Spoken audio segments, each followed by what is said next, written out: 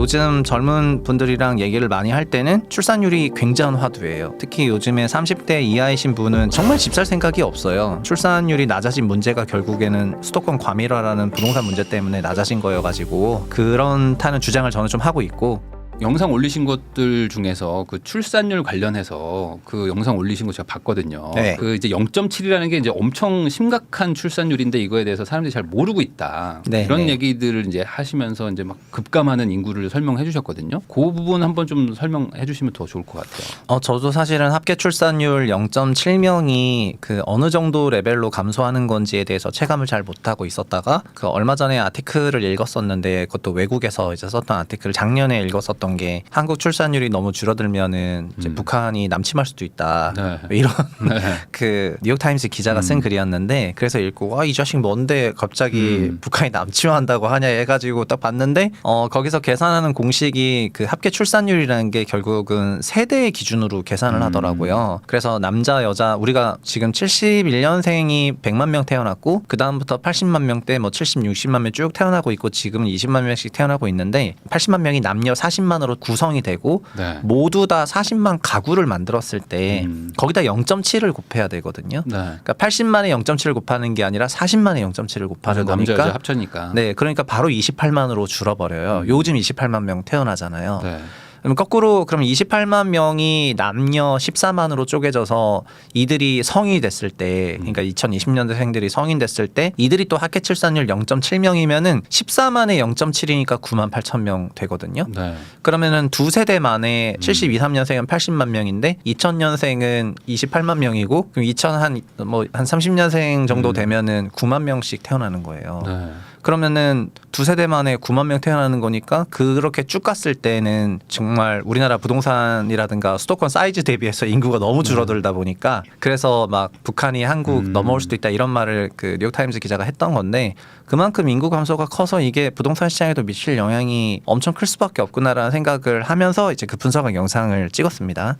거기에서 얘기하신 것 중에 이제 가정이 이게 100% 결혼한다는 게 가정인데 네, 사실 요즘에 결혼도 안 결혼도 하잖아요. 아예 그게 더 심각한데 28만으로 나왔는데 그것도 14만 명씩 성비도 맞아야 되는 데다가 네. 한국은 또 비혼 자녀에 대한 그 인정을 또 잘 안 해주는 분위기. 그러니까 비혼 자녀라는 말 자체가 저희가 되게 고쳐야 되는 말인데 자녀 앞에 혼인이 들어갔잖아요. 네. 우리 완전 유교 문화의 그 관습하에 결혼하고 자녀를 낳아야만 자녀를 하는 이런 생각이 있으니까 외국을 보면은 비혼 자녀가 전체 출산의 50% 넘어가거든요. 그래서 우리나라도 이제 결혼에 대한 중요도를 좀 낮춰야 되는데 어쨌든 그런 것 때문에 더더욱 출산율이 낮아지는 것 같아서 실제로 결혼 안 한다고 생각하는 것까지 하면은 이제 9만 8천 명도 꿈의 숫자고 네. 서울도 보면 0.5명이잖아요. 네. 그러면 뭐 6만 명씩 나오는 거예요. 그럼 6만 명이면 1년에 6만 명씩 나오면은 뭐 이제 가고 싶은 학교 마음대로 골라서 가고 이제 뭐 네. 그렇게 되는 거죠. 그러니까 이게 한 60년, 70년 지나면은 그렇게 이제 인구가 이제 급감한다라는 게 어찌 보면 출산율 때문인 것 같은데. 네네. 그러니까 말씀하신 것처럼 지금 그 전방 부대들은 막 통폐합하고 있잖아요. 네, 그 얼마 전에 네. 또 이기자 부대 같은 게 없어졌고 그 네. 부대 주변에 있는 상권들이 다 망했거든요. 그리고 군대가 사실은 이런 이슈에 제일 먼저 밝았던 것 같아요. 그래서 국방연구원 논문 같은 걸 보면은 2014년부터 인구 출산율 감소로 인해 가지고 국방 인력이 감소한다는 거를 막 석사나 박사 주제로 쓰신 분들이 많으세요. 네. 그래서 그런 분들이 막 대안으로 냈었던 게 요즘은 갑자기 막 여성도 군대 가야 여성 된다 징병. 네. 이런 여성 징병 얘기 나왔는데 그때 지금 전반적인 국방 개혁의 방향은 이제 전문 군사 제도라 해가지고 그러니까 일당백 강철 부대 같은 사람이 일반 18개월 다닌 사병보다 전투력이 높으니까 압도적으로 네. 높으니까 이제 그런 사람들을 키워야 된다는 식으로 가고는 있는데 근데 병 인력들이 너무 감소하는 속도가 빠르다 보니까 국방 개혁도 2022년 이후엔 별로 없거든요. 그래서 2010년대 중반에 글 썼을 때 뭐냐면은 과거에 국방 개혁이 2022년까지인데 2022년까지는 병이 플러스인데 네. 23, 24년부터 마이너스로 간다. 아. 그래서 문제다. 지금 바꿔야 된다 이러면서 그때 막 얘기들이 나왔는데 지금 23, 23년 돼 보니까 지금 확 내려가고 있어가지고 네. 지금은 완전 쇼티지죠. 예. 그래가지고 요즘에 보면 뭐 해군은 약간 모병인데 네. 뭐 0.3대 1 뭐 이러더라고요. 요즘 다 핸드폰도 다 주잖아요. 네. 해군은 이제 배 타면 핸드폰이 안 되니까 이제 이제 젊은 친구들이 이제 지원을 안 한다고. 네. 핸드폰도 못 쓰고. 그거는 머스크가 스타링크 깔아주면은 스타링크 비싸서 해줄라나? 스타링크 깔아주면은 그거 될 수도 있는데 아니 근데 요즘 그러니까 군대 지원이 없다는 게 학사장교도 지원이 안 그렇죠. 되고 전반적으로 부사관도 지금 모자라고. 지원이 잘 안 되고 뭐 그러니까는 자연스럽게 뭐 여성 징병제 얘기도 나오고 하는 것 같은데 근데 전반적인 그 갑자기 군대 얘기 나와서 좀 그런데 네. 국방 개혁의 큰 방향성은 다른 나라들 보면은 민간인들의 그 군수산업 참여 비중이 높아요. 그러니까 일반적인 행정이나 뭐 이런 관련 사무들은 민간인들을 많이 사용을 하고 실제 그 전투력, 네. 전투력을 담당하는 군인 부분들을 전문 군사 역량을 키우는 쪽으로 가기는 하거든요. 네. 물론 이제 우리나라도 하사관제나 이런 게 있어서 이제 그렇게 점점 가는 방향성인 것 같기는 한데 여튼 국방 개혁이 어떤 방식으로 나올지 논의도 안 되어 있는 상태에서 출생 인구는 훅 줄어버리니까 이런 쪽도 지금 삐걱삐걱 거리는 거죠. 그러니까 이게 지금 뭐 국방에서도 문제가 생기고 뭐 지금 뭐 학교 같은 것들도 지금 뭐 폐교들 하고 이런 것들 보면은 지금 인구 감소의 문제가 지금 이 현실에도 많이 닥치고 또 이렇게 영향도 주고 있는 것 같은데 네. 결국에 이게 나중에 이제 부동산 어떤 집값에 영향을 줄 거기 때문에 걱정하는 것들도 많지 않습니까? 아, 네. 저 뭐 제 채널에서는 오신 분들이 연령대가 다양한 편이긴 한데 특히 요즘에 30대 이하이신 분은 제 유튜브 채널의 스태프분들도 다 30대거나 편집하시는 분은 20대세요. 이런 분들 물어보면은 정말 집 살 생각이 없어요. 물론 저도 어렸을 때 생각해 보면은 집이 너무 비싸고 집 사기 어렵다 이런 생각을 했었는데 그래도 뭐 열심히 회사 생활하고 돈 벌고 이러면 살 수 있지 않냐 이런 생각을 가졌던 것 같은데 지금은 인구가 너무 줄어든다고 자기네들이 체감하고 제 댓글에 막 그런 게 있어요. 30대 친구들 8가구가 모였는데 결혼 한 팀이 했고 8가구에서 자녀는 한 명이다. 네. 그래서 앞으로 자녀가 좀 더 나아지긴 하겠지만 출산율 심각하다. 이제 실감하고 있다. 그러면서 막 그런 걱정과 고민을 해가지고 전반적인 소위 30대 이하 가구들의 주택 구입에 대한 그런 니즈가 좀 더 내려갈 수밖에 없는 그런 상황인 것 같아요. 출산율 때문에 영향을 받으시는 것 같습니다. 그들 스스로. 그러니까 앞으로 이제 집을 살 사람들도 없는데 내가 굳이 뭐 지금 사가지고 뭘 하겠느냐 약간 이런 개념으로 봐야 되는 네, 거예요. 제가 참여하고 있는 어떤 모임 중에서 40대 이상들이 있으신 분들은 출산율 낮아진 거를 그렇게 체감은 못하는 것 같거든요. 근데 30대 이하 분들은 확실히 체감을 하는 것 같아가지고 40대 이상의 분들과 부동산 얘기를 할 때는 출산율이 화두였던 적이 별로 없었어요. 마치 지구 온난화가 화두가 아니었던 것처럼 그런 논의를 많이 잘 하고 있지 않은데 요즘 젊은 분들이랑 얘기를 많이 할 때는 출산율이 굉장한 화두예요. 그래서 오히려 이런 분들이 진짜 막 한국을 떠나서 뭐 이민 가고 싶다, 어디로 가서 거기 정착하고 싶다 이런 말씀도 많이 하시고 모두 다 그럴 수 있는 건 아니고 하기 때문에 저는 채널에서 이제 출산율이 낮아진 문제가 결국에는 수도권 과밀화라는 부동산 문제 때문에 낮아진 거여가지고 그렇다는 주장을 저는 좀 하고 있고 그래서 그런 거에 대한 부작용을 조금 알리는데 이제 최선을 다하고 있는 그런 상황입니다. 그러면 이제 말씀하셔서 여쭤보는 건데 이제 과밀화가 사실은 뭐 문제고 그다음에 최근에 뭐 대통령도 뭐 과밀화가 뭐 저출산의 원인이다 뭐 이런 얘기도 했는데 사실 이 과밀화라는 거를 이제 쉽게 해결하기가 어려우니까 지금 이렇게까지 온 게 아닌가 싶기도 한데. 네, 그게 우리 상황이 완전 껴버렸는데 한국 부동산 전체 자산 규모는 일경을 훨씬 넘고 집만 해도 6천조 원이 넘거든요. 그리고 주택은 우리 그 이제 소위 40대 이상 주로 50대 60대로 갈수록 주택이 많은데 그들의 노후 자산을 책임져주고 있는 자산이라고 생각하다 보니까 또 한국은 퇴직연금도 발달 안 해가지고 그러니까 다른 나라는 국민연금 같은 기초연금이 40% 깔아주고 생애소득의 40% 깔아주고 퇴직연금에서 막 40, 50% 아니면 미국처럼 퇴직연금 100만 장자가 나와서 회사 생활 뭐 20, 25년 하면은 좀 조기 은퇴하면서 이들이 조기 은퇴하니까 청년 일자리도 많이 생겨가지고 선순환이 되는데 우리는 퇴직연금 시장이 완전 죽어 있거든요. 네. 그러니까 국민연금은 나름 운영이라도 좀 되는 편인데 퇴직연금 완전 죽어 있어서 퇴직연금 가입하신 분들 중에서 나 퇴직연금으로 부자라고 느끼시는 분이 없을 거고. 그렇죠. 저도 퇴직연금 뭐 10년간 불입했는데 10년이 뭐예요? 그 삼성 달 때부터 했으니까는 제 중간에 퇴직연금 개혁이 한 번 있었지만 퇴직연금은 그냥 퇴직금이라고 생각했지 제가 이걸 퇴직연금이라고 별로 생각해 본 적이 없어서 결국 노후 소득을 집에 신경 쓰신 분이 많다 보니까 이런 부동산이 엄청 비싸지고 한 문제를 인식을 하면서도 부동산 가격 하향 안정화 정책을 쓰면은 결국 표 떨어지니까 그 어떤 정부도 이걸 못했던 것 같아요. 네. 그러는 과정에 점점 결국 구조적으로 수도권의 집중화는 계속해서 와 있고 그러니까 노무현 정부 때 수도 이전을 하려고 했었는데 그게 실패한 이후부터니까 거의 한 18년 동안은 계속해서 구조화로 수도권 과밀화가 이루어졌다는 거잖아요. 그 과정에서 부동산 가격이 더 가파르게 상승을 한 것도 있고 그리고 그 이제 이런 수도권 과밀화는 높은 경쟁 압력으로 유발됐기 때문에 이게 저출산으로 이어진 것 같아가지고 알면서도 풀지 못하는 그런 난제라고 지금 정부에서는 생각을 하고 있는 것 같습니다. 그러면은 이대로 가면은 이제 출산율 어떤 뭐 반등이 쉽지 않을 수도 있는데 그러면 결국에 이제 다가올 현실 아니겠습니까? 그러면 이렇게 실제로 이제 인구가 2020년부터 이제 감소하고 있는데 이제 조금 시간이 지나면 이제 더 급감하게 되겠죠. 아무래도 이제 돌아가시는 분들도 많은데 태어난 네. 사람이 적으니까.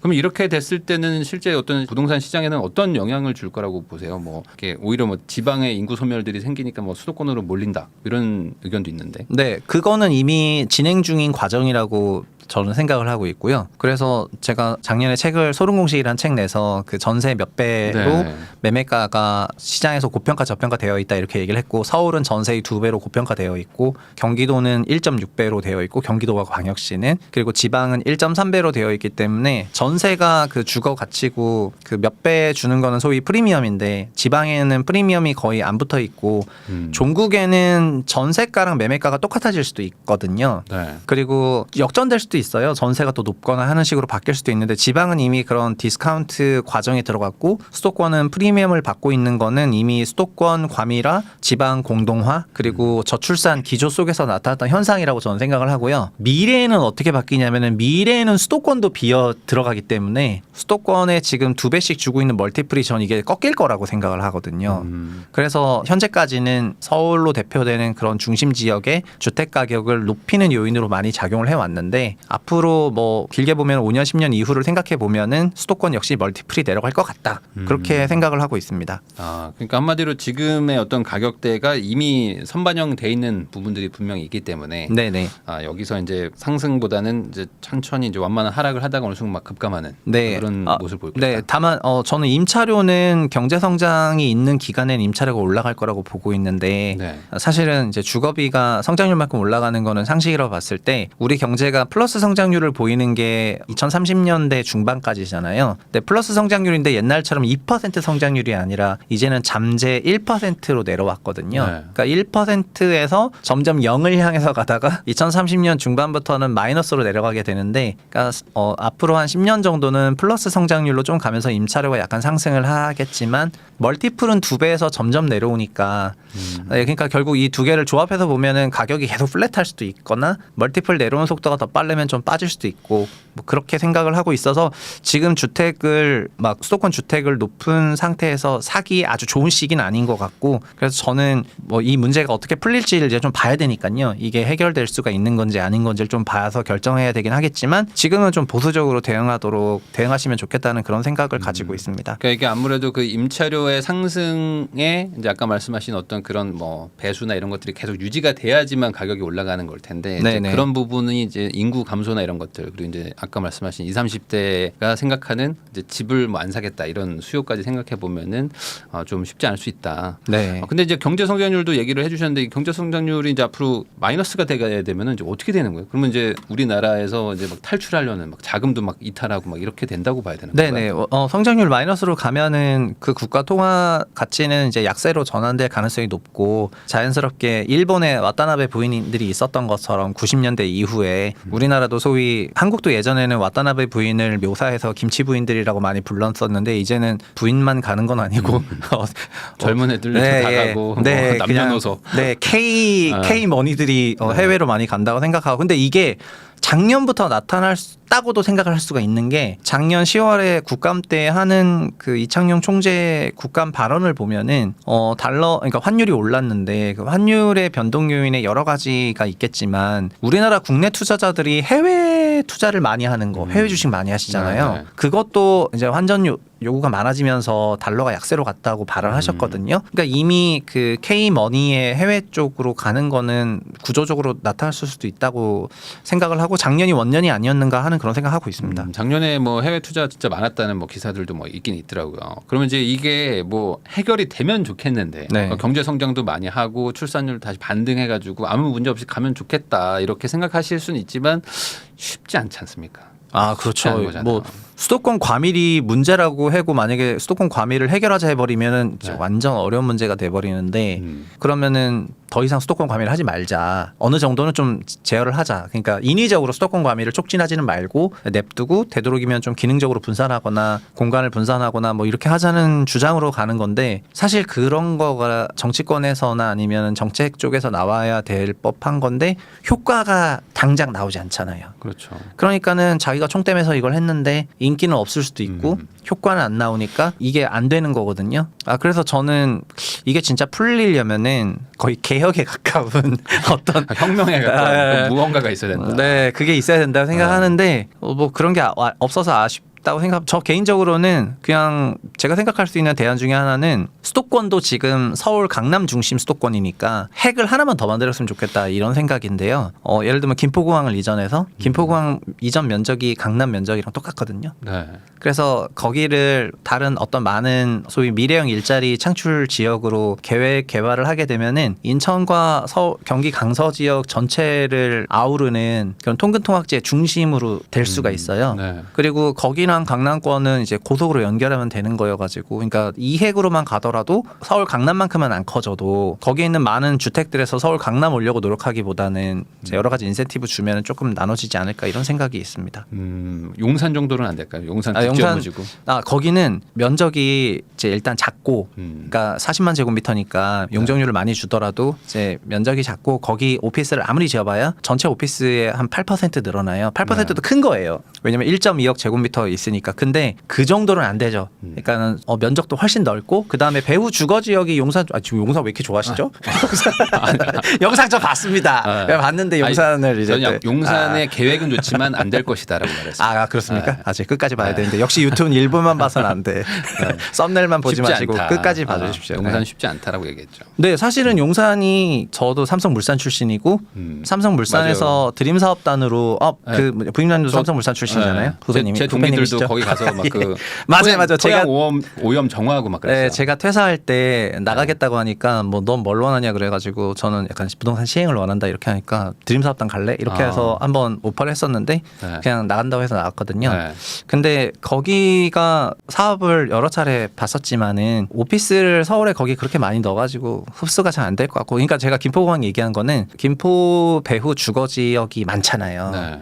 너무 많다 보니까 거기가 이제 거점 권역이 될 만한 면적이라고 생각해서 그런 말씀드린 건데 뭐 제가 아무리 이렇게 얘기해봐야 뭐 어차피 메타버스 세상에서 사는 것도 아니고 안 될 건 알고 있어가지고 근데 그 정도의 큰 거대한 변화가 없이는 이것도 결국 수도권 만지는 건데요. 지방 소멸까지 얘기하면 더 큰 이슈가 되는 거라 가지고 현실적으로 어렵다 이렇게 생각합니다. 그러니까 서울에 사는 거 수준의 한 90% 수준의 생활을 영위할 수 있는 그 어딘가가 좀 생겨야 되고 거기에 사는 것이 뭐 전혀 나쁘지 않다라고 사람들의 인식이 바뀌어야지만 뭐 이렇게 될 텐데 그게 뭐 당장은 좀 쉽지 않을 것 같고 또 요즘에 또 아까 말씀하신 한 20년간 또 서울 집중화가 또 너무 심해져가지고 이제는 인프라들도 많이 차이가 나잖아요. 네, 그리고 정말 근본적인 문제 해결은 지방에 있는 대학교 학력부터 올리는 겁니다. 사실 지방 소멸은 한국만의 이슈가 아니라 글로벌한 이슈고 대도시로에 집중하는 전 세계적으로 일어나고 있는 한국이 제일 심한 것뿐인데 한국은 지방 소멸을 지방 그 국공립 학교와 사립 학교들의 학력 저하와 같이 와버렸기 때문에 지방의 인재들이 없다라고 생각을 하면서 기업들이 지방에 일자리를 안 만들고 일자리가 없으니까 자연스럽게 이제 둥지를 찾아가지고 먹이를 찾아서 오는 새처럼 수도권으로 내몰린 거라서 살리는 거의 근간은 다른 어떤 도시 구조에 대한 재편 없이 그 대학의 학력을 높이기 위한 그런 노력을 많이 해야 되는데 우리나라는 대학 학력도 대학 설립 자유화 준칙 이후로 이제 설립이 광범위하게 늘어나면서 그리고 대학교 등록금은 대학들로 하여금 거의 못 올리는 과정이 있다 보니까 대학 교수들 연봉도 안 오르고 이러면서 이제 같이 저하가 됐거든요. 페이스북에 있는 제 패친 중에 한 분이 미국 대학 교수님이 계신데 그분은 자기가 처음에 그 대학이랑 연봉 계약했을 때 대비 벌써 80%의 연봉 인상이 있었어요. 그래서 그 학업의 질을 유지하기 위한 학교 측 노력이 심했는데 그러기 위해서는 등록금만으로 한 게 아니라 다른 여러 기부금부터 시작해서 그러니까 대학교도 그 손익구조를 학생들한테 돈 더 받고 이게 아니라 다른 쪽에서 받으면 되는데 이제 그런 게 다 깨져 있는 상황이다 보니까 자연스럽게 교육 정책부터 나와야지 되는 것 같습니다. 근데 우리나라 교육 정책이라는 게 뭐 다 대입 입시 정책이어가지고 그러니까 안 된다는 거죠. 네. 그러니까 이게 단순히 하나로 해결이 되는 게 아니고 어찌 보면 이런 것들이 다 꼬여가지고 수도권 집중화라는 걸로 일어난 건데 이걸 하나하나 풀기가 참 쉽지 않지 않습니까? 네, 어려운 것 같습니다. 그러면은 최악의 상황을 만약 가정하고 이대로 그냥 간다. 우리는 그냥 이대로 계속 그냥 침몰하는 배처럼 간다고 하면은 네네네. 지방의 소도시 같은 곳들은 정말 심각한 상황 아닌가요? 그럼 이런 데들은 이제 거의 소멸한다고 봐야 되는 걸까요? 도시의 기능을 못 한다고 봐야 될까요? 네, 예를 들면 인구 20만 이하 도시들은 도시 기능이 점점 이제 사라지게 되면서 그러면서 살기가 불편해지니까 자연스럽게 지방 광역 도시에 흡수가 될 거라고 생각을 하고요. 그리고 그 꼭 상주 인구 아니라 그 홍콩처럼 소위 유동 인구들이 그 지역을 많이 가도 결국은 도시가 기능을 작동할 수가 있게 되는데, 네. 그러니까 상주 인구만을 늘리는 게 능사는 아니거든요. 유동 인구가 늘어나도록 여러 가지 그 관광이 됐던 뭐가 됐던 정비를 하면 되는데 그렇지 않는다면 자연스럽게 사라질 것 같고요. 사실은 도시라는 게 대단한 게 아니라 사람들이 모여 사는 공간을 도시라고 해요. 근데 모여 살기 위해서는 어떤 여러 가지 기능들을 수행해야 되는데 우리가 먹고 자고 입고 그다음에 도시 기반 시설부터 이런 기능들을 위한 건축물들이 있고 그 서비스 할 수 있는 사람이나 인력 장비 기계들이 있는 건데 도시가 사라진다는 거는 그런 기능들부터 사라지면서 시작이 되거든요. 네. 그냥 병원 가려고 그랬는데 병원이 없어요. 그냥 1, 2, 3차 진료기관 중에서 1차는 있는데 2차 건너뛰고 1차도 뜨문뜨문 있고 3차밖에 없고 그러면은 그 도시에는 의료 기능을 제공하지 못하게 되는 거고 사람이 너무 줄어들다 보니까 보육 기능이 없고 그다음에 나중에는 학교 같은 게 없어질 때는 학업 기능이 없어지다 보니까 기능의 부존재로 인해서 도시가 사라지게 되거든요. 네, 그런 과정을 거칠 거라고 생각을 하고 있습니다. 그러면 이렇게 지금 뭐 정부에서는 인구 감소 지역에 뭐 한 채를 더 사면 뭐 세제 혜택을 주겠다 뭐 이런 식으로는 하고는 있지만 사실 이 인구 감소 지역에 있는 분들 아니면 인구 감소 지역에 뭔가 주택이나 뭐 부동산을 가지고 있는 분들은 뭐 최악의 상황을 가정했을 때 뭐 하루라도 빨리 좀뭐 나와야 되는 건지 아니면 어떤 반전의 계기를 좀 기다려야 되는 건지 이런 것도 좀 궁금합니다. 그런 거는 결국 전 정책으로 풀어야 된다고 생각하는데 집을 더 사면은 뭐 더 살 수 있도록 해준다는 정책을 냈으면은 그 밑에서는 지방 소멸되는 지역을 방어하는 방지 정책이 같이 나와야 패키지로 작동한다고 생각을 해서 손 한쪽만 내밀면서 그게 작동되긴 어려울 거라고 생각하니까 그 두 개가 같이 나오는지 보시면 될 것 같고 아니면은 결국 손 하나로는 박수를 못 친다 그렇게 말씀드리겠습니다.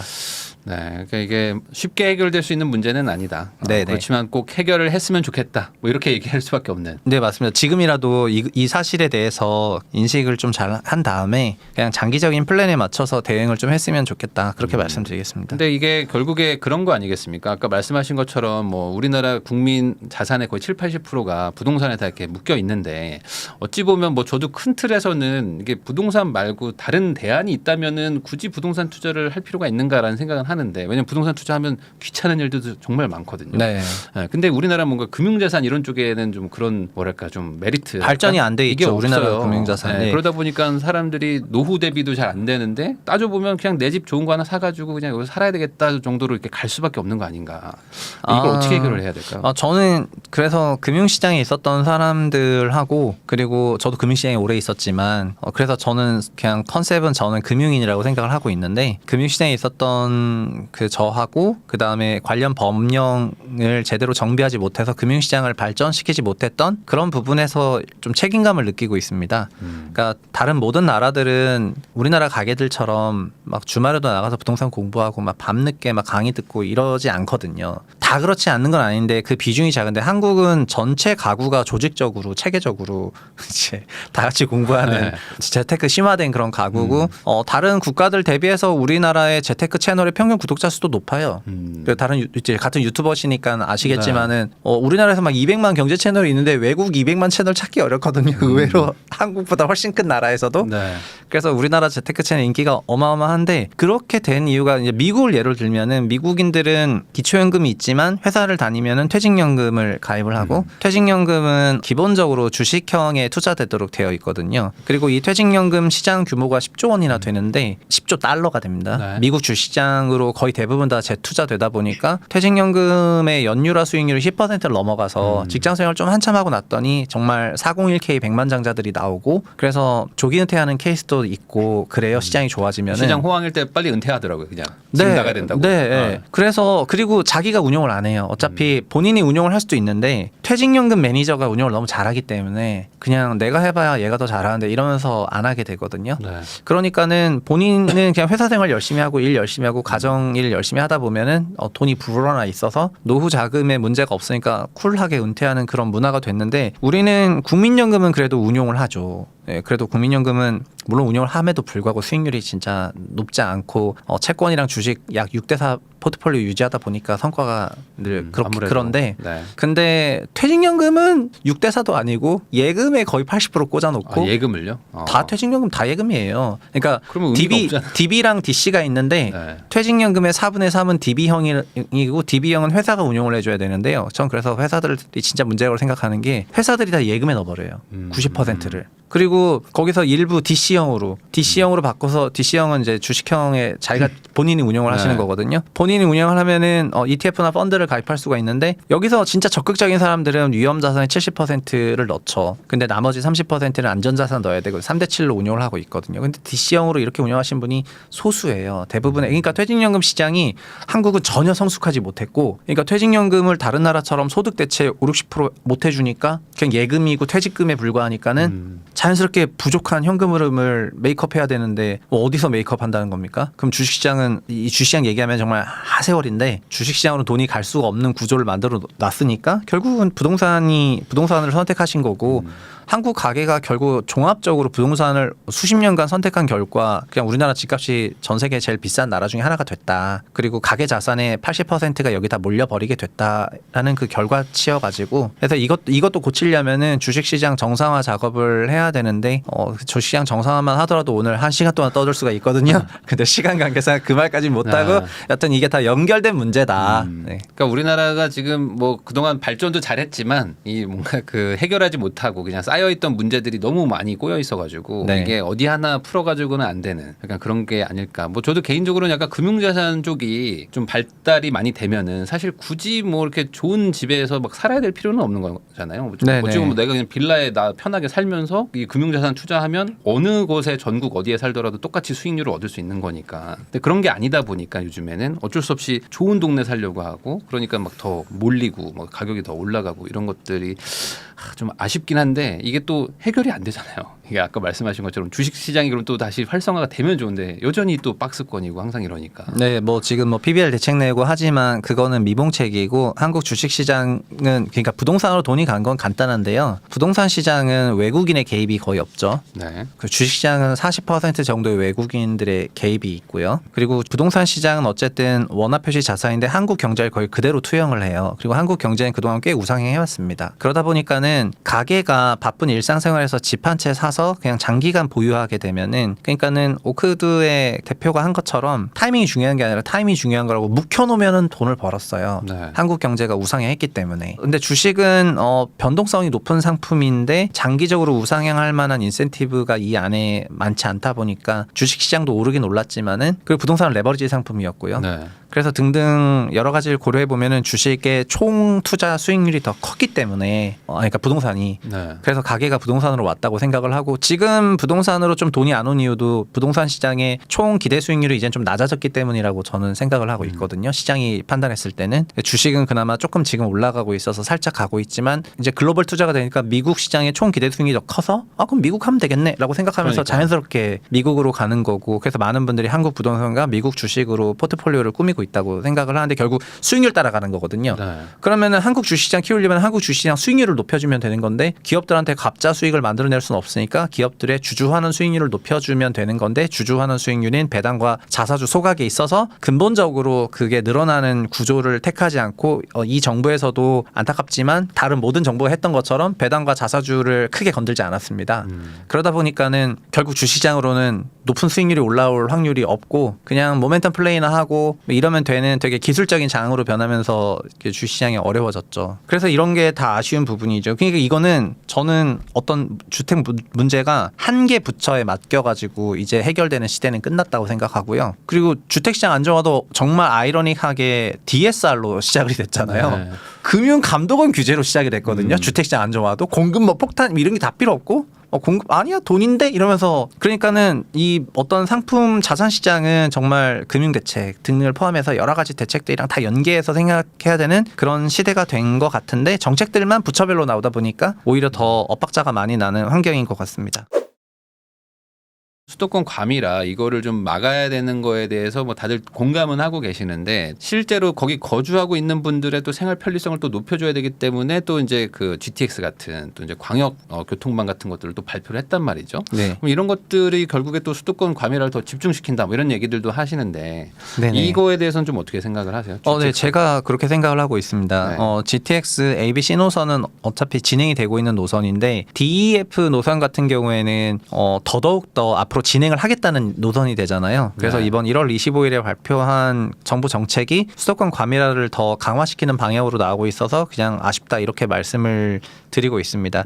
물론 ABC 노선을 시행을 할 때는 수도권의 통근통학 시간이 OECD 2배고 특히 수도권 통근통학 시간은 하루에 2시간 30분씩 왕복으로 걸리니까 다른 나라가 1시간 쓰고 있는데 우리는 1시간 반이나 더 쓰고 있으니까 벌어지는 시간이 많거든요. 그래서 그걸 생각해 보면은 현대인들이 시간 부족 뭐 결국 교통료라든가 이런 문제점으로 인해서 GTX에 대한 건설 필요성이 많이 높아졌었는데 그때는 이 논의는 김문수 경기 그 도지사 시절에 나왔던 그렇죠. 거니까 엄청 옛날이죠. 거의 네. 20년 다 됐어요. 맞아요. 물론 그때도 출산율이 뭐 이 정도는 근데 이 정도는 아니었거든요. 네. 네, 그러다 보니까는 할 필요성에 대해서 많은 공감대가 있었는데 현재는 작년부터는 수도권 과밀화에 대한 어떤 문제점이 있다고 전방위적으로 나오고 있는 상황에서 DEF를 또 한다고 하니까 그러니까는 이거 여기서 DEF를 다시 하면 더 과밀화가 될 텐데 그럼 영명을 향해서 가열차게 돌진을 하고 있네 이런 생각이 좀 나면서 제가 좀 비판을 했었던 것 같고요. 다만 이번에 발표됐던 자금 중에서 저는 GTX도 이제 하려면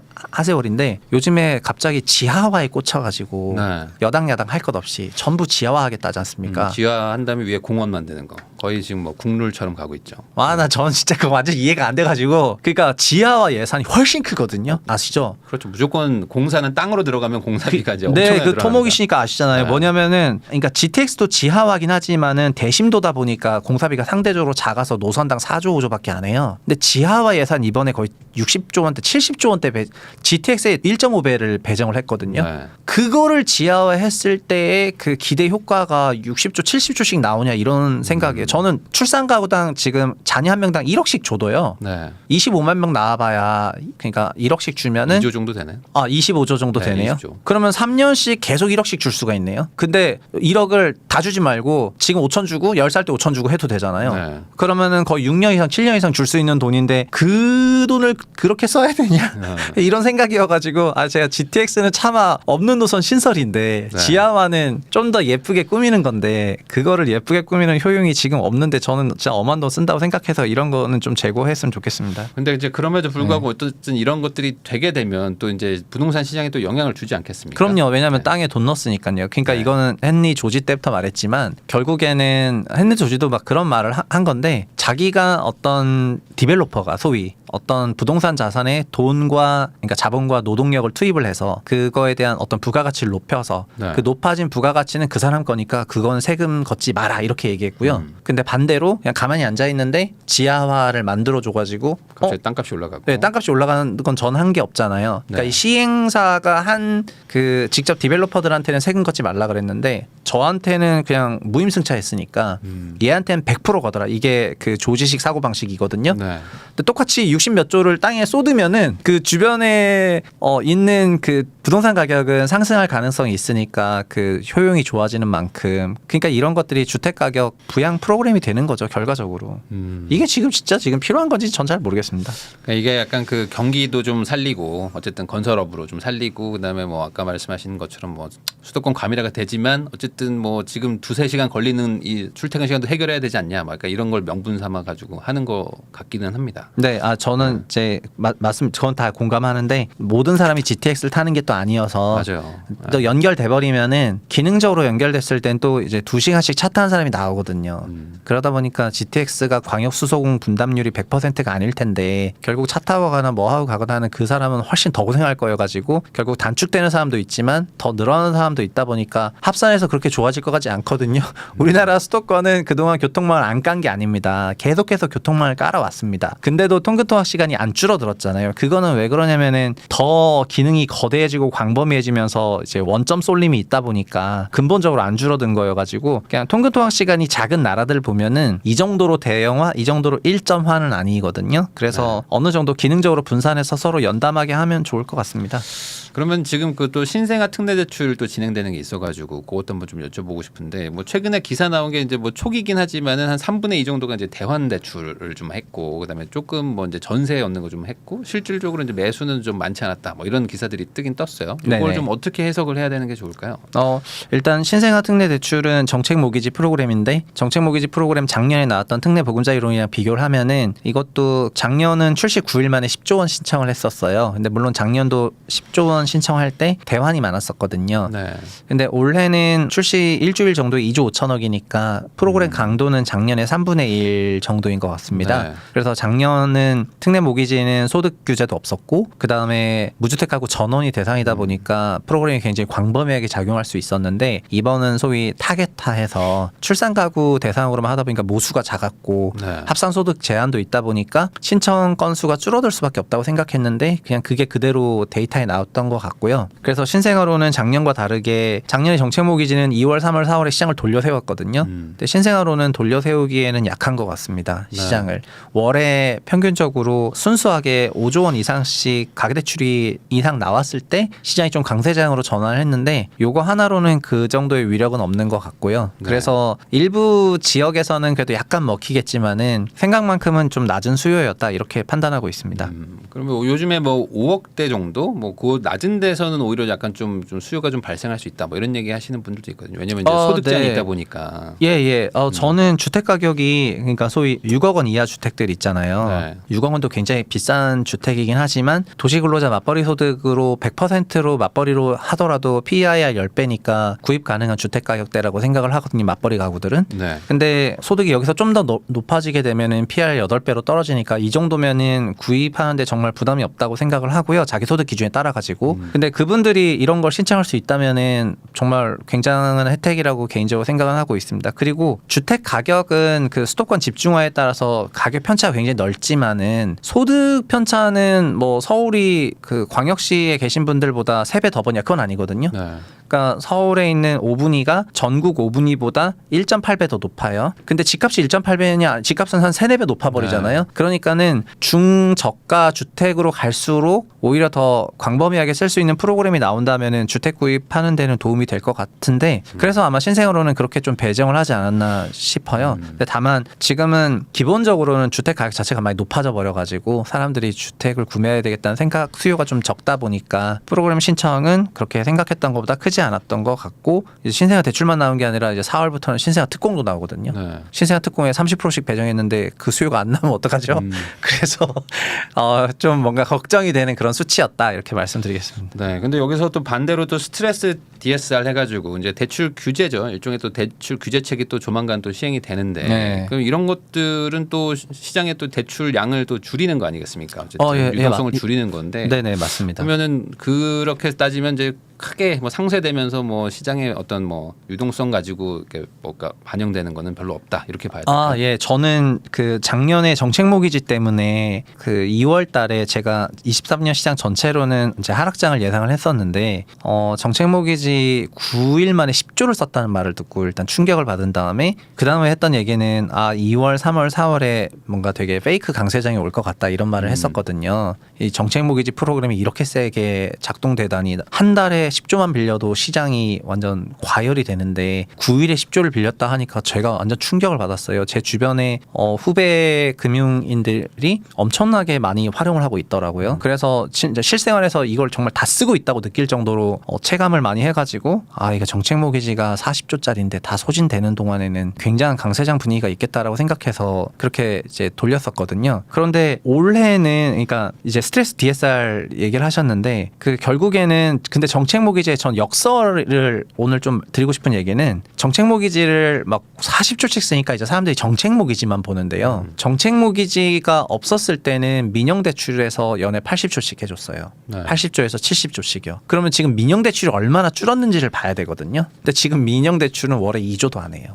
그러면은 합산 대출로는 네. 급감을 한 거예요. 그래서 네, 저는 네. 정책 모기지의 역설로 정책 모기지 시대가 되면서 거꾸로 민영 모기지 시대는 끝났다고 생각을 하고요. 민영 모기지 시대가 끝나다 보니까 부동산 시장으로 돈이 충분히 안 가고 있습니다. 이거는 이제 금융부처에서 계획하고 의도한 거고 스트레스 DSR도 본인들 정책 모기지에는 적용 안 하고 네. 민영 대출에는 적용을 하고 이러면서 너는 대출해줄 생각하지 마 한 거고 작년에 잠깐 한눈 팔았더니 50년 만기 주담대 만들었잖아요. 네. 그래서 이놈들 한눈 파니까 50년짜리를 만드는구나. 그래서 9월에 바로 불러가지고 다신 팔지 마 해가지고 죽여버리니까 작년 10월부터 다시 약세장 왔지 않습니까? 네. 그래서 올해 2월 26일부터 이제 스트레스 DSR 시작하면은 약간 이제 온풍 불던 민영 대출이 또 다시 위축될 수 있다고 생각을 해가지고 어쨌든 이게 정책 모기지의 역설이라고 저는 말씀을 드리고 싶습니다. 네. 결국에 이제 다 정책 자금으로 이제 하면서 이제 민간에 있는 은행들은 이제 너네는 좀 가만히 있어라. 네. 우리가 컨트롤하겠다. 예.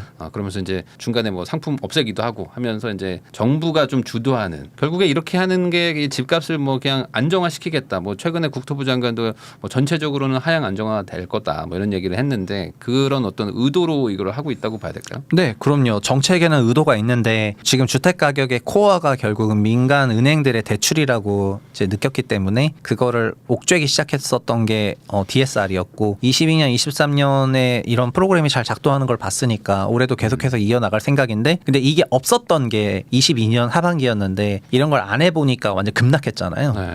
그러니까 이걸 완전 다 묶어버리면은 시장 너무 급락해버리니까 그러면 약간 붕괴를 막는 수준의 그 방지 장치는 돼야 되는데 그걸 정책 모기지로 하고 있는 것 같거든요. 그래서 그 정도로 해석하고 있습니다. 그러니까 딱 그 6에서 9억 정도 고기를 좀 컨트롤하면서 하방을 좀 받쳐주는 그런. 네, 거겠죠. 아니면 완전 무너졌잖아요. 저희가 네. 22년 7월에 제 채널이 구독자 10,000명에서 6만 명 올라가던 그 초창기 때 제가 막 아파트 하락지 현장 답사를 많이 했었거든요. 맞아요. 네. 근데 하락지 현장 답사 하러 가면 좀 완전 살벌한 수준으로 빠졌어요. 그렇게 빠지고 나서도 거래가 없더라고요. 네. 그러니까는 와 이게 진짜 어마어마하다. 왜냐면 고점비 막 마이너스 40% 이상이 찍혀버리니까 마이너스 40% 찍혀버리면은 완전 17년 가격으로 돌아간 수준이 되거든요. 네. 왜냐면 80% 올라야 되니까 지수 기준으로는. 네. 그러니까는 그 정도로 찍히는 걸 보면서 와 진짜 어마어마하다 이렇게 했는데 그거 보고 나서 그런 프로그램 만들어 놓은 것 같고 근데 다만 올해는 신생아 프로그램이 이만큼의 강도가 아니잖아요. 그러니까 작년에 정책 모기지만큼의 강도가 아니다 보니까 뭐 어떻게 달라질지는 지켜봐야 될 것 같습니다. 그래서 이제 큰 틀에서는 뭐 올 한 해 어떤 그 정책적으로는 이제 안정화를 유지하려고 한다. 뭐 붕괴도 막고 뭐 급등도 막고 이제 네네. 딱 그냥 지금 정도만 유지해라 정도가 정책의 방향이 아닌가라고 생각합니다.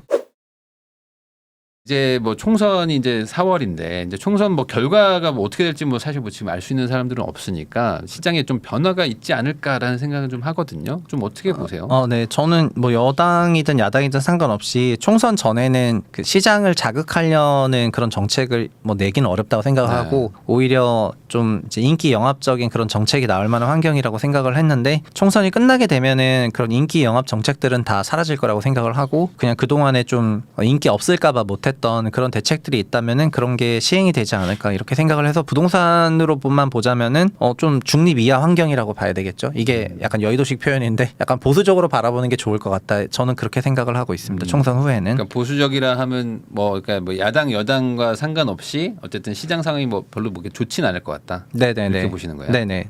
이게 여야가 상관없나요? 정책의 어떤 방향성이? 네, 저는 상관없다고 생각을 하는데, 그러니까는 웬만한 구도로는 여전히 막 약간 팽팽한 구도가 돼서는 네. 지난 2년간이랑 달라질 건 없다고 생각을 해가지고 뭐 어차피 한쪽 하려고 해도 한쪽이 방해할 거고 그러다 보니까 양쪽 다 법 개정이 필요한 어떤 정책들을 해야 되는데 사실은 야당은 보통의 경우에는 여당이 공격수고 야당은 수비수 역할을 많이 하거든요. 정책은 여당과 정부가 내니까요. 네. 특히 공무원들을 통해서 정책을 내는 건데 현재 그 정부와 여당의 정책들은 법 개정이 결정이 많이 필요한데 뭐 선거 결과에 따라 가지고 만약에 여당이 광범위한 지지를 받게 되면은 법 개정하는데 지금보다는 더 편해지니까 여당이 추구하는 그런 정책으로 가긴 가겠네요. 근데 만약에 야당이 헤게모니를 가져가면은 이제 더더욱더 그게 안 될 거라고 생각을 하고, 근데 여당이 하려는 이런 정책들을 보면은 뭐 주임사 살리고, 근데 네. 작년에 노후계획도시법이 통과해 버려가지고 일단 네. 제일 중요한 건 통과됐다고 생각을 하고 있고요. 그 다음에 주택임대사업자 살리는 정책이랑 이거는 거꾸로 시장에서 이제는 좀 못 믿지 않을까 이렇게 좀 생각을 하고 맞아요. 있습니다. 네. 뭐 살렸다가 죽였다가 막 했으니까 다시 죽인다는 보장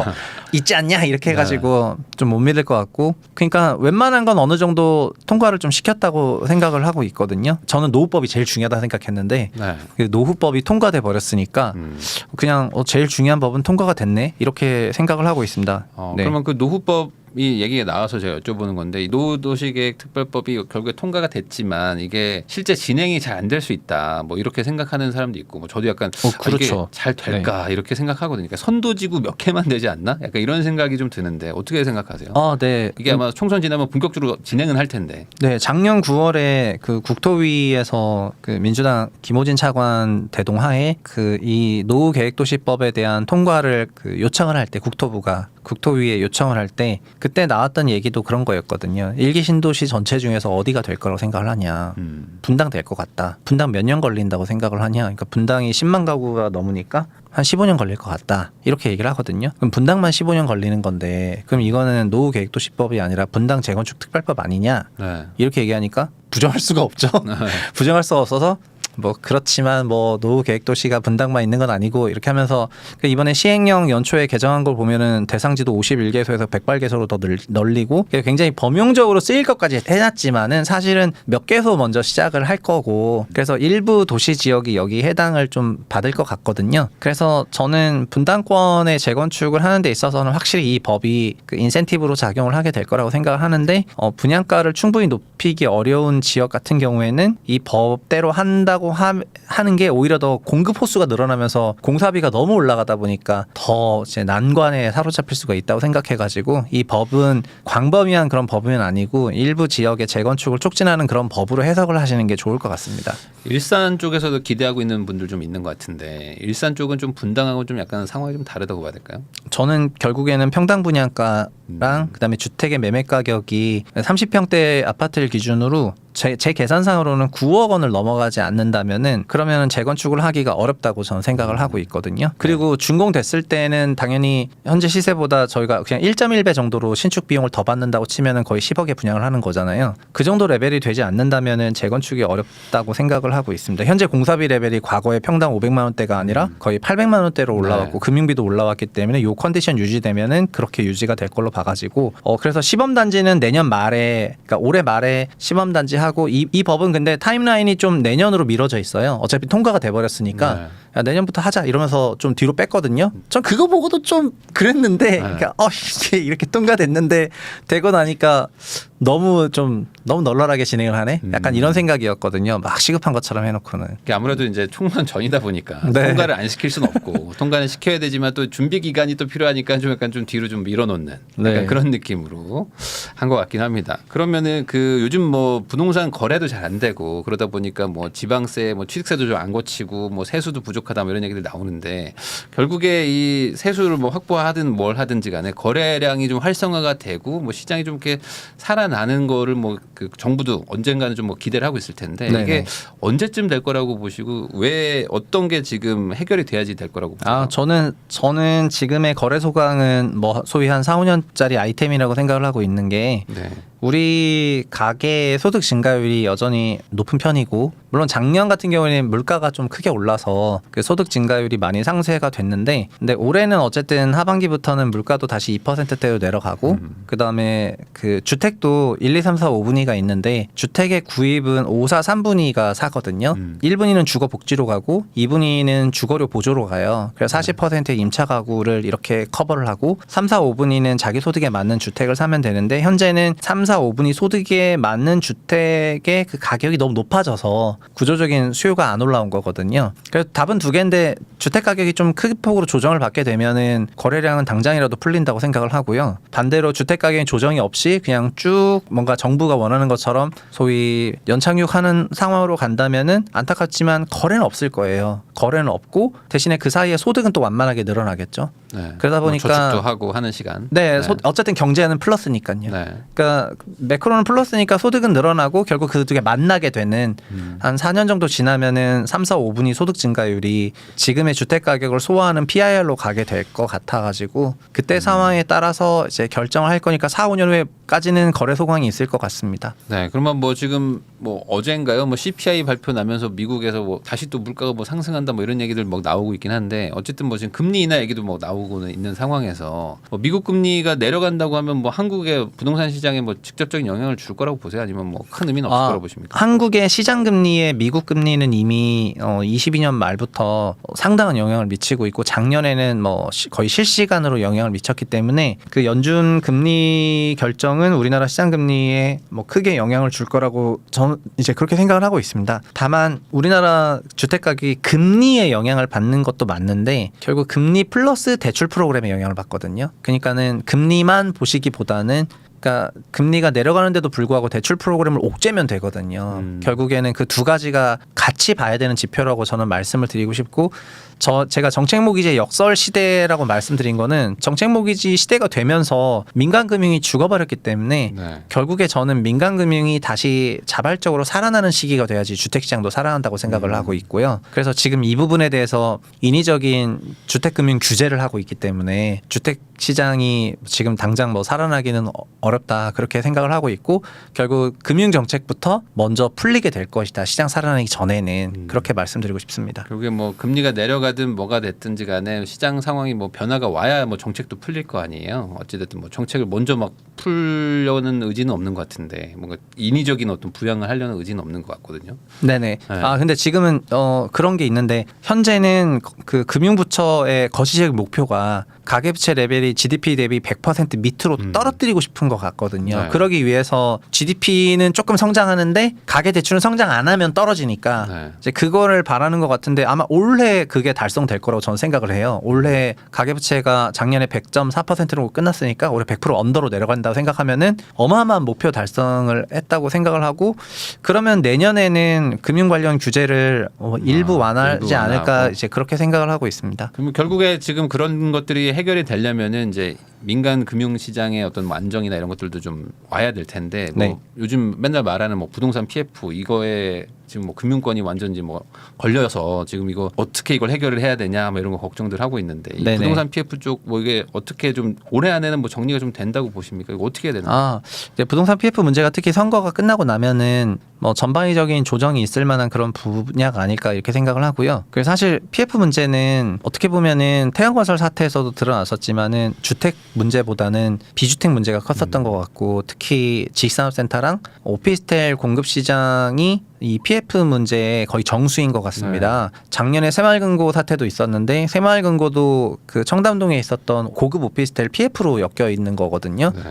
그러니까 20년, 21년에 주택 규제가 너무 심해가지고 네. 다 비아파트로 갔었는데 오피스텔로 막 하고. 오피스텔이랑 지산으로 갔었는데 그러다 보니까 수요도 일시적인 과잉이 있었던 거잖아요. 그러니까 공급 과잉을 얘기하려면 늘 수요 과잉이 있다는 게 따라와야지 성립이 되는 건데 21년에 있었던 수요 과잉으로 공급 과잉이었는데 공급은 시차가 있다 보니까 지금 수요는 위축됐는데 공급되면서 문제가 발생을 해서 네. PF 문제는 이게 저는 주택 시장으로 비화되기는 어렵다 생각하고요. 개인적으로 다 비주택 문제가 훨씬 더 많아가지고 주택은 이미 문제가 있는 상황이죠. 이미 문제가 있는 상황인데 근데 비주택 쪽이 훨씬 더 좀 심각한 거라 가지고 PF는 비주택으로 좀 간주하시면 좋을 것 같고 다만 주택 쪽도 이제 PF 영향을 안 받는 건 아니어가지고 받긴 받을 텐데 그냥 주택 시장 문제는 아까 말씀드렸던 것처럼 대출 프로그램을 통해 가지고 조정이 되는 수준에서 관리가 될 것 같거든요. 그래서 막 그 정도로 생각하고 있습니다. 그럼 결국에 올 한해 어떤 뭐 부동산 시장은 그냥 뭐 크게 뭐 변동 없이 이렇게 가는 걸로 정부도 뭐 바라고 있고 뭐 지금 상황도 그렇다면은 뭐 지금 같은 상황에서는 그 예를 들어 지금 뭐 무주택자분들 이런 분들은 그냥 뭐 전세를 살면서 우선 시장을 좀 봐야 되는 건지 아니면 뭐 어떻게 해야 되는 건지.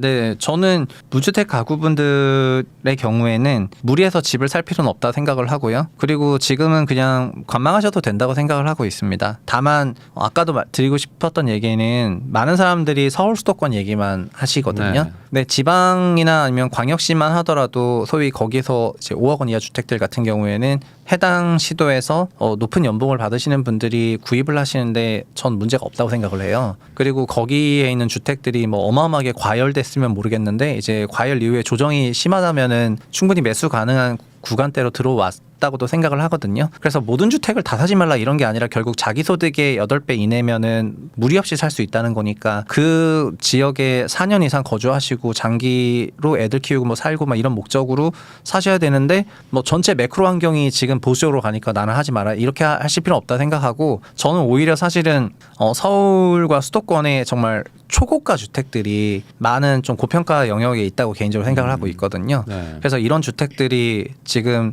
서울에서 가장 높은 소득을 받는 사람들조차도 지금 따라서 사기 어려울 정도로 고평가가 되어 있다 보니까 소위 트로피 아파트 성격을 갖게 네. 돼버렸는데 뭐 인생 성공하면 갖게 되는 그런 걸 갖게 돼버렸는데 그러다 보니까 어느 정도의 좀 그 거품이 있다고 생각을 하고 있어가지고 그런 주택들을 정말 무리하지 말았으면 좋겠고요. 지금은 주택 가격이 정말 많이 내려온 경우에는 그런 집들은 이제 사셔도 될 것 같습니다. 다만 올해는 청약도 좀 많을 편이어가지고 청약 상황을 좀 잘 지켜보셨으면 좋을 것 같고 결국 저는 싼 집 사는 거는 뭐 아무 문제 없다고 생각해요.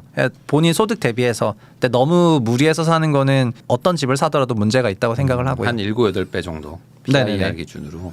그러면 방금 말씀하셨던 거 연관해서 좀 여쭤보면은 사실 이번 그 상승기 때 뭐 똘똘한 한 채 그런 뭐 사실상 그런 정책이 막 펼쳐지면서 아까 말씀하셨던 어떤 뭐 한강변이라든지 네. 아니면 뭐 신축 아파트 같은 것들이 급등을 했었는데 그러다 보니까 이 가격에서 더 올라가겠냐라는 거에 대한 우려하시는 분들도 있고 아니다 이제 앞으로 더 똘똘한 한 채 쪽으로 더 갈 수도 있다 이런 얘기 하시는 분들도 있는데 방금 말씀하셨던 거는 이게 너무 좀 고평가가 돼 있다는 거는 아무래도 좀 실제 가치 대비 투자가 아니라 이제 인생의 약간 목표 마지막 네. 지점처럼 됐다 이런 말씀하시는 거죠. 네, 저는 그게 지금 서울에 9억을 넘으면 고가, 15억을 넘으면 초고가라고 부르잖아요. 이제 기준을 그렇게 하고 있지 않습니까? 네. 근데 이제는 초고가도 아니라 초고가를 넘는 아파트들은 기본적으로 정말 비싸졌죠. 그래서 이제 그런 주택들이 수요가 더 약해졌다고 저는 생각을 해요. 그러니까 초고가 주택들이 이제 올라갈 때도 어마어마한 거래량을 실으면서 올라간 건 아니었거든요. 네. 그러다 보니까는 오히려 이제 6억 이하 주택들은 탄탄한 거래가 꾸준히 있는 편이었는데 6억, 4억 이런 주택들 보면은 거래량이 꾸준하고 우리 국민 소득도 평균적으로 거기 막 배치가 돼 있어요. 그래서